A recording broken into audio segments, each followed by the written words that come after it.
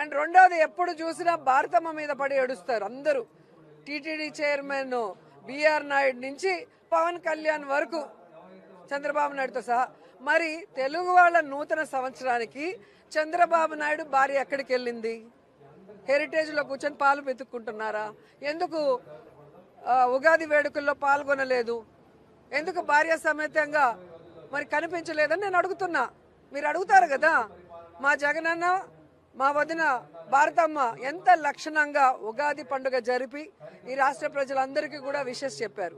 మరి సనాతన యోధుడు ఏదో హిందూ ధర్మాన్ని, హిందూ కల్చర్ని కాపాడడానికి పుట్టినట్టు కథలు చెప్తాడు కదా పవన్ కళ్యాణ్.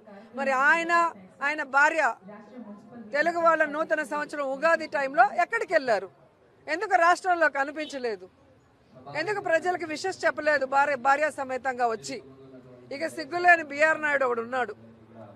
అసలు తిరుమల మీద చిన్న పోస్ట్ దొరికినా కూడా అది వాళ్ళ పూర్వజన్మ సుకృతంగా భావిస్తారు. చైర్మన్ పదవి అయినా నాకేం పని లేదా, నాకేం ఇది అన్నం పెడుతుందా, నాకు హైదరాబాద్లో ఇన్ని బిజినెస్లు ఉన్నాయి, అన్నీ ఉన్నాయి. మరి రాజీనామా చెయ్యి. నేను ఎవడు కంటిన్యూ అవ్వమన్నాడు? తిరుమలకు ఒక ఆవిడతో వస్తావు, షిరిడీకి ఒక ఆవిడతో వస్తావు, ఇంకో టెంపుల్లో ఇంకో ఆవిడతో వస్తావు. మరి ఉగాది రోజు నూతన సంవత్సరం ఒక టీటీడీ చైర్మన్ కొండ మీద నించొని పంచాంగ శ్రవణం ఏర్పాటు చేసి భార్య సమేతంగా ఈ రాష్ట్ర ప్రజలకి శుభాకాంక్షలు చెప్పాల్సిన అవసరం ఉంది కదా. మరి ఎక్కడ గాడిదలు కాస్తున్నారు, ఎక్కడ తిరుగుతున్నారో నేను అడుగుతున్నాను. వీటి మీద డిస్కషన్ పెట్టరు.